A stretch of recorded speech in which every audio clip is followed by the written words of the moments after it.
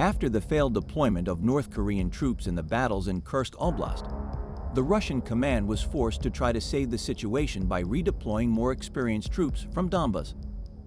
However, Ukrainian troops followed the developments closely and acted in time by launching a deadly HIMARS strike to destroy the Russian troop concentration. The Russian military is intensifying its efforts in the region to finally drive Ukrainian troops back to their territory after months of failed attempts, the loss of thousands of soldiers, and hundreds of destroyed armored vehicles.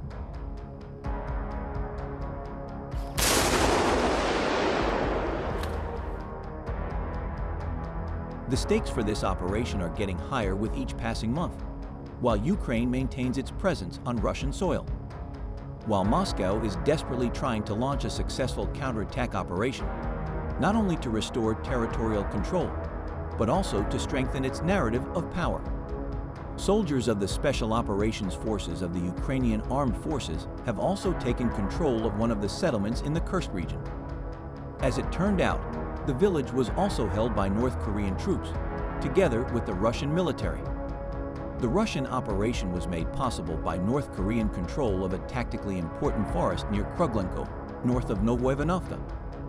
Faced with the futility of a direct assault, Russian generals opted to use the high ground near Kruglenko, held by North Korea, to encircle Novoivanovka's defenses from the north.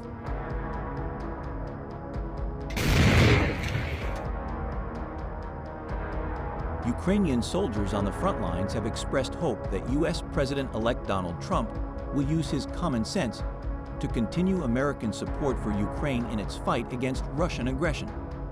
Ukrainian President Volodymyr Zelensky said Saturday that Russian and North Korean troops had suffered heavy losses in fighting in the Kursk region of southern Russia.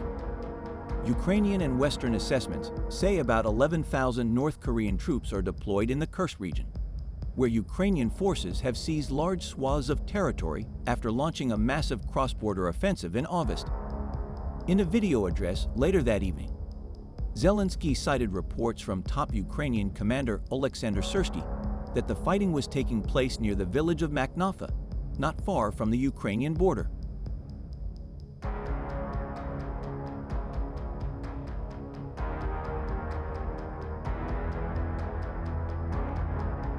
I must say that the situation is changing drastically, Russian President Vladimir Putin said at his year-end press conference in December.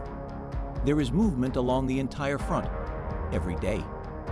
In eastern Ukraine, Moscow's war machine is advancing mile by mile across the vast expanse of the Donbas, encircling and capturing villages and towns. Some civilians are fleeing before the war reaches them.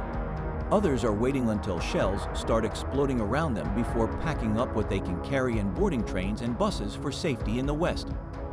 Russia is advancing faster than ever since it launched its full-scale invasion in February 2022, despite Kyiv's impressive track record of widely publicized asymmetric attacks on its powerful neighbor.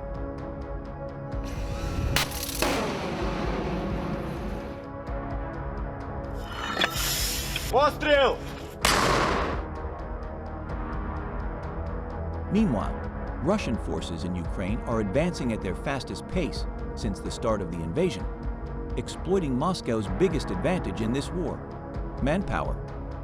Ukrainian military personnel on the ground say weapon shortages persist, but the relentless human assault is the most effective way for Russian forces to exploit vulnerabilities in Ukraine's increasingly thin defenses. Russian losses are high, Ukrainian soldiers say, but repeated attacks backed by heavy artillery and drone bombardments continue to come, pushing Ukraine back one small pocket at a time.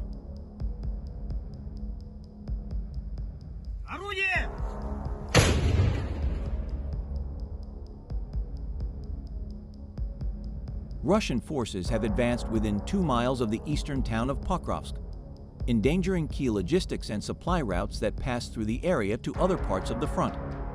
At the same time, Ukrainian troops are dwindling in numbers and ill-equipped to fend off the Russian assault. Those on the ground describe exhaustion and low morale. Ukraine's most severe manpower shortages are among the infantry, whose soldiers must be in the front lines. Last year, Ukraine copied one of Russia's best recruiting tactics, releasing criminals who agreed to fight in high-risk assault units.